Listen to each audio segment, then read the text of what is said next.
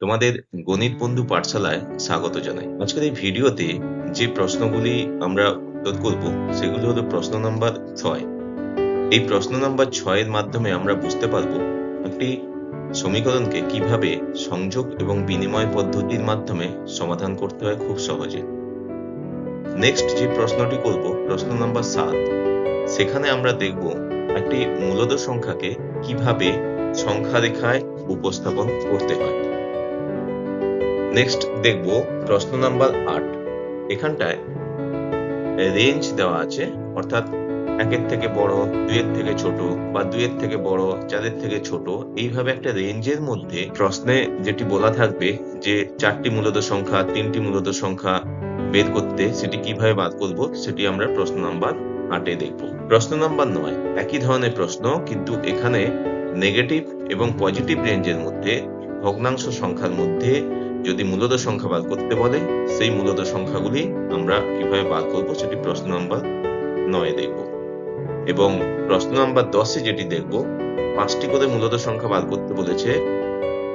10-এর এ, 10-এর B, 10-এর C তে বেশ কিছু রেঞ্জ দেওয়া আছে, সেই রেঞ্জের মধ্যে 5টি করে মূলদ সংখ্যা বার করব। এর মাধ্যমে এই মূলদ সংখ্যার অধ্যায়টি শেষ হবে। তবে চলো শুরু করা যাক।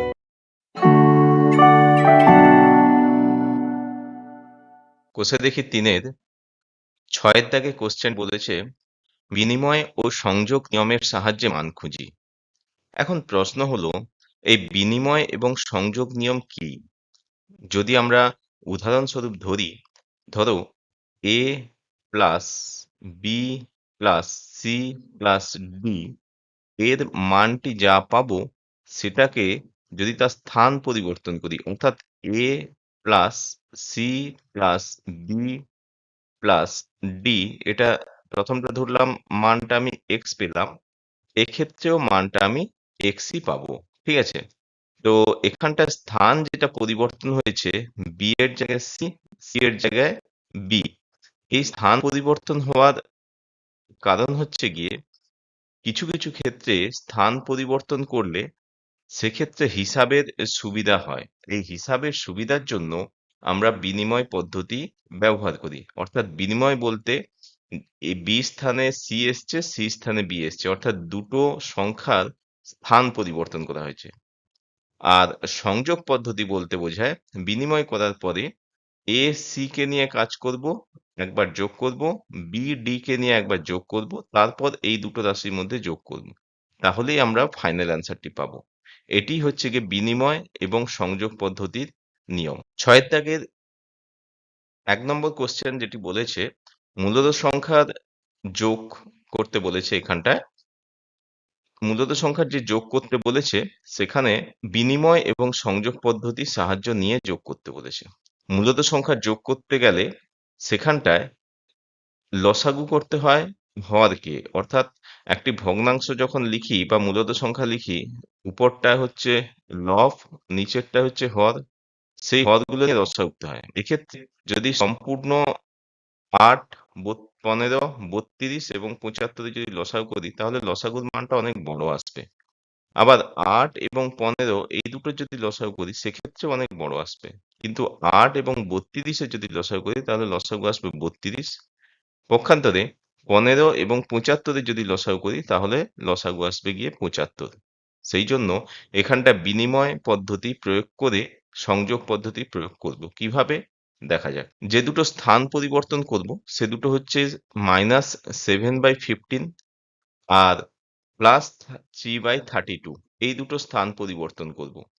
তাহলে যদি স্থান পরিবর্তন করা যায়, পরের যে সমীকরণটি দাঁড়াবে সেটি হবে গিয়ে 5/8 প্লাস -7/15 এর জায়গায় আসবে 3/32, আর 3/32 জায়গায় আসবে -7/15 প্লাস 11/75। আগের যেরকম ছিল এখানেও 11/75 একই অবস্থায় থাকবে। বিনিময় পদ্ধতির মাধ্যমে স্থান পরিবর্তন করলাম। এবার এটিকে আমি সংযোগ করব। দেখা যাক, যদি সংযোগ করি তাহলে প্রথম যে দুটো রাশি আছে 5/8 প্লাস 3/32, এই দুটো সংযোগ হবে, প্লাস -7/15 প্লাস 11/75। তাহলে এটি হলো সংযোগ পদ্ধতি মাধ্যমে আমরা একটা গ্রুপ তৈরি করলাম। এটা ১ নম্বর গ্রুপ ধরলাম, এটি ১ নম্বর গ্রুপ ধরলাম, এটি ২ নম্বর গ্রুপ। এবার ১ নম্বর এবং ২ নম্বর গ্রুপে যে যোগ করি, তাহলে যে ভ্যালুটি আমরা পাবো সেটি হবে, প্রথমটা হবে লসাগু 32, ৮ ৪ এ ৩২, তাহলে ৪ ৫ এ ২০ প্লাস ৩২ মানে ৩ প্লাস এটা হবে 75, তাহলে ১৫ ৫ এ ৭৫, তাহলে -7 ইন্টু ৫ প্লাস ১১, তাহলে পরের সমীকরণে পাবো 23/32 প্লাস -35, ১১ প্লাস ১১ ডিভাইডেড বাই 75। তাহলে সমীকরণটি যেটি পাচ্ছি 23/32 প্লাস -24/75। তাহলে এটাকে যদি কাটাকাটি করি, সেটা হবে ৩ দিয়ে কাটবে, সমান হবে ৫৭৫ মাইনাস ২৫৬ ডিভাইডেড বাই ৮০০ সমান ৩১৯/৮০০। এটি হবে অ্যান্সার। নেক্সট অঙ্কে যাই। নেক্সট অঙ্ক আবার সেই একই পদ্ধতিতে করতে হবে, বিনিময় এবং সংযোগ পদ্ধতিতে, কিন্তু এখানটায় বলেছিল যোগ করতে, কিন্তু এখানটায় বলেছে গুণ করতে। হ্যাঁ, তাহলে গুণ করতে যদি বিনিময় পদ্ধতি ব্যবহার করি, তাহলে যে সংখ্যা দুটো আমরা বিনিময় করব সেক্ষেত্রে 35/169 ইন্টু 55/36 এই দুটো সংখ্যার স্থান পরিবর্তন করব। কারণ কি? কারণ 8/121, 121 এবং 55 এটা 11 এর গুণিতক, আর 35 এবং 49 এটি হচ্ছে গিয়ে 7 এর গুণিতক। সেই জন্য এই দুটো স্থান পরিবর্তন করব। যা স্থান পরিবর্তন করলে যেটি দেখা যাবে সেটি হলো গিয়ে 8/121 ইন্টু 55/36 ইন্টু 35/169 ইন্টু 78/49। তাহলে এটি হলো বিনিময় পদ্ধতি। এবার এটিকে যদি সংযোগ করি, তাহলে সংযোগ করব 8/121 ইন্টু 55/36 ইন্টু 35/169 ইন্টু 78/49। এবার এটাকে যদি কাটাকাটি করি, তাহলে এটি যাবে 11 ইন্টু 11 121, 11 ৫ এ 55, আবার এটি 4 এ যাবে, 2 এ 8, 4 9 36। ঠিক একইভাবে এটি 13 এ যাবে, 13 ইন্টু 13 169, 13 ইন্টু 6 সমান হচ্ছে 78, 5 এ 35, 7 7 এ 49। তাহলে এখান থেকে যেটি ফাইনাল পেলাম, যদি ফ্রেশ করে লিখি, তাহলে প্রথমটা হবে 2/11 ইন্টু 5/9 ইন্টু 5/13 ইন্টু 6/7। এখানটায় আরেকটি কাটবে, 3 3 এ 9, 3 2 এ 6। তাহলে ফাইনাল অ্যান্সার যদি আমি সংযোগে করি, তাহলে সংযোগে করলে পাবো 10/33 ইন্টু 10/91, অর্থাৎ লসাগু করলে পাবো 100/3003। এটি হচ্ছে অ্যান্সার। তাহলে আমরা এখানটায় দেখতে পেলাম, বিনিময় এবং সংযোগ পদ্ধতি যদি ব্যবহার করি, খুব সহজে আমরা এটিকে ক্যালকুলেশন করতে পারবো। আর বিনিময় ও সংযোগ পদ্ধতি ব্যবহার করা হয় শুধুমাত্র হিসাবের সুবিধার্থে। চলো পরের কোশ্চেন দেখা যাক। আচ্ছা, নেক্সট কোশ্চেন বলেছে যে সংখ্যা রেখায় মূলদ সংখ্যাগুলি বসাই। একদম প্রথম ইন্ট্রোডাকশন ক্লাসে সংখ্যা রেখা কিভাবে উপস্থাপন করা হয়, সেটা যে মূলদ সংখ্যা ক্লাসটি আছে, আই বটমে ক্লিক করে সেটি দেখতে পারো, বা ডেসক্রিপশন বক্সে লিঙ্ক দেওয়া আছে, সেটি পুনরায় দেখতে পারো। তো সংখ্যা রেখায় উপস্থাপন করতে হলে প্রথমে একটি রেখা অঙ্কন করতে হবে। এখানে সাতের দাগে কোশ্চেনে টোটাল যে অঙ্কগুলো দেওয়া আছে, 1/4 সংখ্যা রেখায় উপস্থাপন করতে হবে, -3/4, -2/3, 6/5 এবং -8/3। চলো এক এক করে দেখে নেওয়া যাক। প্রথমে একটি রেখা অঙ্কন করলাম। ওই রেখা অঙ্কন করার পরে আমাকে দেখতে হবে, প্রথম যে সংখ্যাটি উপস্থাপন করতে হবে 1/4। তাহলে 1/4 উপস্থাপন করতে হলে আমি এই সংখ্যা রেখাটিকে 4টে পার্টিশনে ভাগ করলাম। প্রথম পার্টিশন, এটিকে নাম দিলাম -2, second partition -1, third partition 0, fourth partition +1 এবং লাস্ট পার্টিশন +2। যে মূলদ সংখ্যাটি বলেছে সেটি হচ্ছে 1/4। তাহলে এই 1/4 টাকে এই সংখ্যা রেখায় ফেলতে হলে আমাকে দেখতে হবে এটি পজিটিভ সংখ্যা নাকি নেগেটিভ সংখ্যা। তো যদি পজিটিভ সংখ্যা হয়, তাহলে জিরোর ডান দিকে থাকবে রাইট সাইডে, আর যদি নেগেটিভ সংখ্যা হয় জিরোর বাম দিকে থাকবে লেফট সাইডে। তাহলে এটি দেখেই বোঝা যাচ্ছে কোনো সিম্বল নেই, মানে এটি হলো গিয়ে পজিটিভ সংখ্যা। তাহলে জিরোর ডান দিকে থাকবে। এবার একের থেকে বড় না একের থেকে ছোট? এটা হচ্ছে গিয়ে একের থেকে ছোট। যদি একের থেকে ছোট হয় সংখ্যাটি অবস্থান থাকবে এই 0 এবং 1 এর মাঝখানে সংখ্যাটি অবস্থান থাকবে।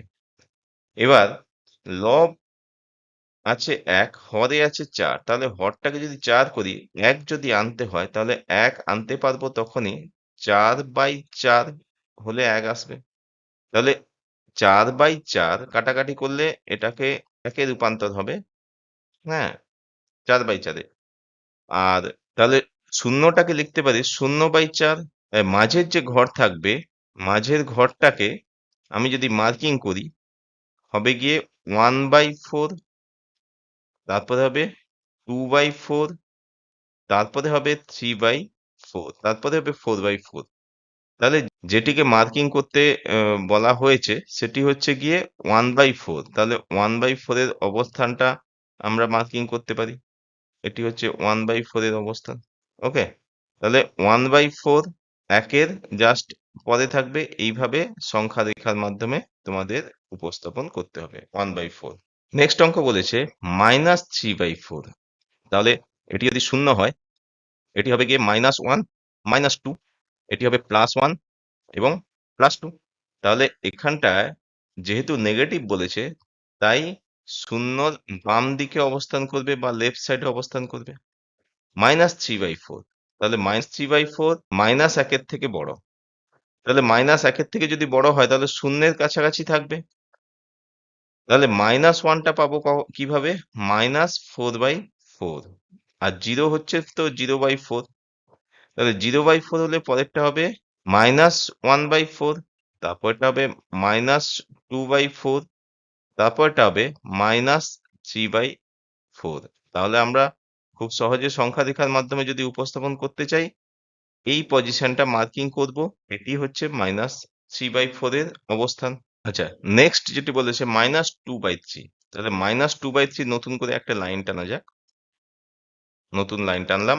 সেখানে পার্টিশন যদি করি, ধরলাম এখানে 6টা পার্টিশন করছি। 1, 2, 3, 4, 5। সংখ্যাগুলো যদি বসাই তাহলে 0, 1, 2, এটি হবে -1, -2, -3। তাহলে সংখ্যাটি বলেছে কত? -2/3। -2/3 সেই একই ব্যাপার। শূন্যর বাম দিকে অবস্থান করবে। -2/3 মানে -1 ও 0 র মাঝখানে থাকবে। তাহলে 3 হচ্ছে, এটি হচ্ছে -3/3। তাহলে এটা হবে 0/3, তারপরটা হবে 1/3, তারপরটা হবে 1/3, তারপরটা হবে -2/3। এই জায়গায় হচ্ছে -2/3 র অবস্থান। আচ্ছা, নেক্সট অঙ্ক বলেছে 6/5। এটার জন্য নতুন একটা রেখা টানলাম। রেখা টেনে আমরা এটাকে 4টে পার্টিশনে ভাগ করলাম। যেহেতু 6/5 টা প্লাস 6/5 পজিটিভ নাম্বার, মানে 1 হোল 1/5, 1 হোল পূর্ণ 1/5। তাহলে এখানে নেগেটিভ নাম্বার তো বলেনি, তাই নেগেটিভটা আমি ড্র করলাম না, 0 থেকে নিলাম। তাহলে এটা হবে 0, 1, 2, 3। সংখ্যাটি বলেছে 6/5। 6/5 মানে সংখ্যাটি যেটি দাঁড়াচ্ছে 1 হোল 1/5, তাহলে 1 এবং 2 এর মধ্যে অবস্থান করবে। কারণটা হচ্ছে গিয়ে এটি হচ্ছে 1 পূর্ণ 1/5। এটা 2 এর 6/5 2 এর থেকে ছোট কিন্তু 1 এর থেকে বড়। তাই যদি ভাগ করি 2 কে আমি কিভাবে পাবো? যেহেতু নিচে আছে 5, 2 টাকে পাবো 10/5 আর 1 টাকে পাবো 5/5। ঠিক আছে? তাহলে 5/5, 5/5 থেকে 1 পাচ্ছি। তাহলে পরের সেকশনটা যেটা হবে সেটি হবে 6/5, তারপরের সেকশনটা হবে 7/5, তারপরের সেকশনটা হবে 8/5, তারপরের সেকশনটা হবে 9/5, তারপরেরটা 10/5 তো পাচ্ছি, 10/5 2। তাহলে এখানটায় সহজে আমরা মার্কিং করতে পারছি 5/5 এর পরেই আছে গিয়ে 6/5। 5/5 এর পরে 6/5। তাহলে খুব সহজে এখানে মার্কিং করতে পারছি। তো মার্কিং করার জন্য প্রথমে আমাকে যেটা চেক করতে হবে সংখ্যাটি পজিটিভ না নেগেটিভ। যদি পজিটিভ সংখ্যা হয় তাহলে সেটা কোন রেঞ্জের মধ্যে পড়ছে সেটাকে আগে বার করতে হবে। যে রেঞ্জের মধ্যে পড়ছে সেই রেঞ্জের লাস্ট ভ্যালু এবং ফার্স্ট ভ্যালু কত আছে এবং তার হর কত আছে সেই হরের ভ্যালু ধরে ফার্স্ট ভ্যালু লাস্ট ভ্যালুটা বার করতে হবে। তাহলে আমরা খুব সহজে ওর ভেতরে কটা পার্টিশন হবে খুব সহজে আমরা ওটাকে বের করতে পারবো। চলো লাস্ট অঙ্ক দেখা যাক। -8/3। আচ্ছা, যেহেতু এটা মাইনাস আছে তাই প্লাসটাকে নিচ্ছি না, শূন্য থেকে নিচ্ছি। 0, -1, -2, -3। তাহলে -8/3 এইটাকে যদি আমি ভাঙি তাহলে -2 হোল 2/3, -2 হোল 2/3। যে সংখ্যাটি হচ্ছে গিয়ে -2 এর থেকে ছোট, -3 এর থেকে বড়, অর্থাৎ -2 এবং -3 এর মধ্যে অবস্থান করবে। -3টা কিভাবে পাবো? যেহেতু 3 আছে লাস্টে তাহলে এটা হবে -9/3, আর এটি যেহেতু -2 আছে তাহলে -6/3। তাহলে এটি যদি -6/3 হয় পরেরটা হবে -7/3, তারপরটা হবে -8/3, তারপরে -9/3। তাহলে এখানে সহজে মার্কিং করতে পারছি যে -8/3 কোন জায়গায় অবস্থান করেছে। এইভাবে সংখ্যা রেখার মাধ্যমে যে কোনো মূলদ সংখ্যার অবস্থান আমরা খুব সহজে বার করতে পারি। প্রথমে দেখে নিতে হবে তার অবস্থান কোন জায়গায় এবং তার শুরুর সংখ্যা শেষ সংখ্যা দেখে তারপরে আমাদের অবস্থানটা নির্ণয় করতে হবে। নেক্সট অঙ্ক দেখা যাক।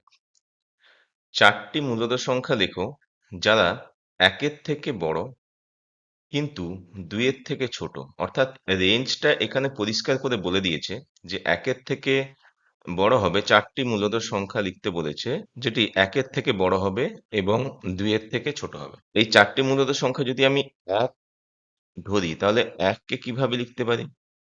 2/2। সেরকম 2 কে লিখতে পারি 4/2। তাহলে এর মাঝখানে যদি দেখি তাহলে 2/2, তারপরের সংখ্যাটি হবে 3/2, তারপরের সংখ্যাটি হবে 4/2। তাহলে 1-এর থেকে বড় এবং 2-এর থেকে ছোট এইভাবে যদি করা যায় তাহলে আমরা একটি মূলদ সংখ্যা পেলাম, আর তো পাবো না, তাহলে এটা হবে না। নেক্সট যদি দেখি 3/3 তাহলে 2 হবে গিয়ে 6/3।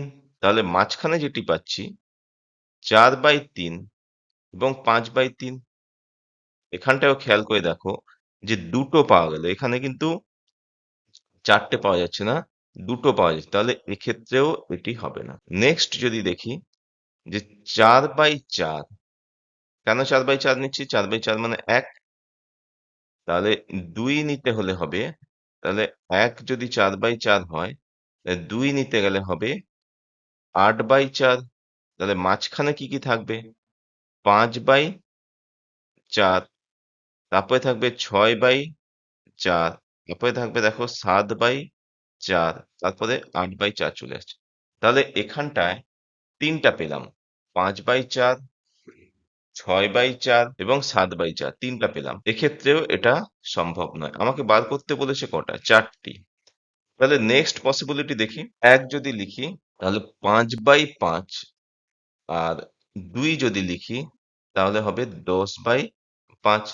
তাহলে এর মধ্যে যদি আমি পসিবিলিটি বার করি, খেয়াল করে দেখো 5/5, নেক্সট হবে দেখো 6/5, নেক্সট হবে 7/5, তারপরে হবে 8/5, তারপরে হবে 9/5 এবং নেক্সট এন্ড লাস্ট হবে গিয়ে 10/5। 10/5 মানে 2 আর 5/5 মানে 1। তাহলে এর ভেতরে যে মূলদ সংখ্যাগুলি পেলাম সেটি হচ্ছে 1 নম্বর, 2 নম্বর, 3 নম্বর, 4 নম্বর। তাহলে 4টি মূলদ সংখ্যা এখানটা পেলাম। তাহলে 5/5 মানে 1 আর 10/5 মানে 2, অর্থাৎ 2 এর থেকে ছোট এবং 5 এর থেকে বড় সেরকম যে 4টি মূলদ সংখ্যা পেলাম সেটি হলো 1 whole 1/5, 1 whole 2/5, 1 whole 3/5 and 1 whole 4/, এই 4টি মূলদ সংখ্যা যেটি 1 এর থেকে বড় এবং 2 এর থেকে ছোট। এই 4টি মূলদ সংখ্যা। তাহলে মূলদ সংখ্যা বার করতে হলে প্রথমে দেখে নিতে হবে কোন রেঞ্জ থেকে শুরু এবং কোন রেঞ্জে গিয়ে শেষ। যেটি থেকে শুরু হয় এবং যেটিতে গিয়ে শেষ হয় তার মধ্যেই সমস্ত সংখ্যাগুলি ধরতে হবে, মূলদ সংখ্যাগুলি। এখানটায় দুটি মূলদ সংখ্যা দিয়েছে। দুটি মূলদ সংখ্যা হচ্ছে গিয়ে -3/2 এবং 1/2। এর মধ্যে 10টি মূলদ সংখ্যা খুঁজে দেখো। ঠিক একইভাবে আগের অঙ্কটাই মতো এই অঙ্কটাও হবে। 10টি মূলদ সংখ্যা বার করতে বলেছে। মাইনাস কত? -3/2 এবং 1/2। অর্থাৎ সংখ্যা রেখায় যদি বলি এইখানটা যদি 0 হয়, -3/2 আর 1/2 এর মাঝখানে মূলদ সংখ্যাটি বার করতে বলেছে। তাহলে যদি প্রথমেই ধরে নেই -3/2, 0 আসতে হলে তারপরের সংখ্যাটি হবে -2/2, তারপরের সংখ্যাটি আসতে হবে -1/2, তারপরের সংখ্যাটি হবে 0/2, তারপরের সংখ্যাটি হবে 1/2। তাহলে এখানটায় এর মধ্যে বলেছে, তাহলে এর মধ্যে যেটা পাচ্ছি 1টা, 2টো এবং 3টা পাচ্ছি। তাহলে যে মূলদ সংখ্যা দুটি দেওয়া আছে সেই মূলদ সংখ্যা দুটির মধ্যে 10টি মূলদ সংখ্যা কিন্তু পাচ্ছি না। তাহলে এই সম্ভাবনা হলো না। তাহলে নেক্সট আমাকে দেখতে হবে যে এইটাকে পরিবর্তন করতে হবে। যদি এটাকে পরিবর্তন করি তার সঙ্গে এটাকেও একইভাবে পরিবর্তন করতে হবে। অর্থাৎ -3/2 এর সঙ্গে আমি যদি 2 গুণ করি এবং তার নিচেও 2 গুণ করতে হবে, হবে গিয়ে -6/4। তাহলে ঠিক একইভাবে 1/2 টাকে পরিবর্তন করতে হবে, যেটি নিচে 4 হবে। তাহলে এটাও 2 করতে হবে, এটাও 2 করতে হবে।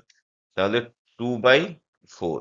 এবার যদি আমি রেঞ্জটা ভাবি -6/4, তারপরে দেখো -5/4, নেক্সট হবে -4/4, নেক্সট হবে -3/4, তারপরে হবে -2/4, নেক্সট -1/4, 0/4, তারপরে 1/4, 2/4। তাহলে এখানটাও যদি আমি দেখি 1, 2, 3, 4, 5, 6, 7টা পাচ্ছি। এক্ষেত্রেও আমি 10টা পাচ্ছি না। এক্ষেত্রে টোটাল তাহলে এই সম্ভাবনাও কিন্তু হবে না। আচ্ছা, নেক্সট পসিবিলিটি যদি দেখি তাহলে -3/2 তার সঙ্গে গুণ করলাম 3, উপরে 3 নিচে 3 গুণ হবে, তাহলে যেটি দাঁড়াবে -9/6।